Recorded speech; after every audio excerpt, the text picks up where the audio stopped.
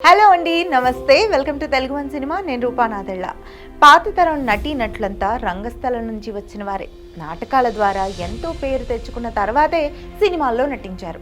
అప్పట్లో కొన్ని నాటకాలు ఎంతో ప్రాచుర్యంలో ఉండేవి. వాటిలో గురజాడ అప్పారావు రచించిన కన్యాశుల్కం ఒకటి.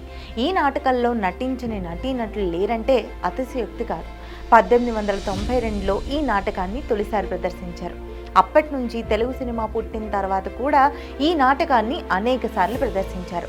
దేవదాస్ చిత్రాన్ని నిర్మించడం ద్వారా నిర్మాతగా మంచి పేరు తెచ్చుకున్న డిఎల్ నారాయణ కన్యాశుల్కం నాటకాన్ని సినిమాగా నిర్మించాలని భావించారు.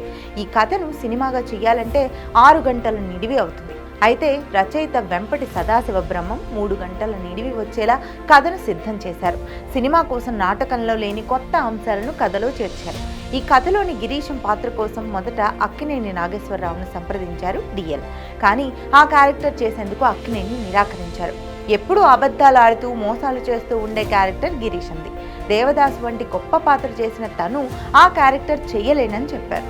దేవదాస్ వంటి గొప్ప చిత్రాన్ని తాను నిర్మించడం వల్లే అక్కినేనికి అంత పేరు వచ్చిందని భావించిన డిఎల్ నారాయణ అక్కినేని ఆ సినిమా చేయనని చెప్పడంతో ఆయన కోపం వచ్చింది. వెంటనే ఆ కథను తీసుకుని ఎన్టీఆర్ దగ్గరకు వెళ్లారు. ఎలాంటి పాత్ర అయినా విభిన్నంగా అనిపిస్తే చాలు, చేయడానికి ఎన్టీఆర్ ఎప్పుడూ వెనుకాడలేదు.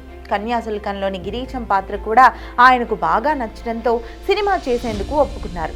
అప్పటికే పాతాళ భైరవి వంటి సూపర్ హిట్ సినిమా చేసి మాస్ హీరోగా ఎదిగిన ఎన్టీఆర్తో నెగిటివ్ రోల్ చేయించడం కరెక్ట్ కాదని భావించి గిరీశం క్యారెక్టర్ను పాజిటివ్గా మలిచారు. ఈ చిత్రంలో ఎన్టీఆర్, సావిత్రి, షావుకారు జానకి, సిఎస్ఆర్ ఆంజనేయులు, గోవిందరాజుల సుబ్బారావు, గుమ్మడి తదితరులు ముఖ్య పాత్రలు పోషించారు. 1955 ఆగస్టు 26న కన్యాశుల్కం చిత్రాన్ని విడుదల చేశారు. అప్పటికే నాటకంగా కన్యాశుల్కం ఎంతో పాపులర్ కావడంతో థియేటర్లలో ఈ చిత్రానికి ఆదరణ లభించలేదు.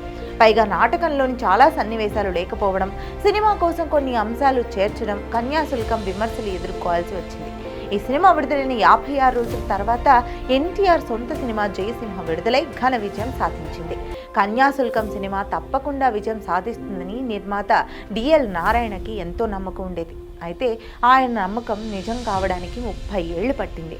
దాదాపు 30 ఏళ్ల తర్వాత 1983లో కన్యాశుల్కం సెకండ్ రిలీజ్ అయింది. నాటకాల ప్రభావం ప్రేక్షకులపై బాగా తగ్గటం వల్ల ఈ సినిమా సూపర్ హిట్ అయింది.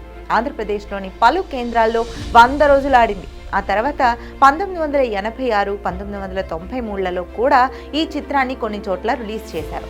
అప్పుడు కూడా కన్యాశుల్కం 100 రోజులు ప్రదర్శింపబడింది.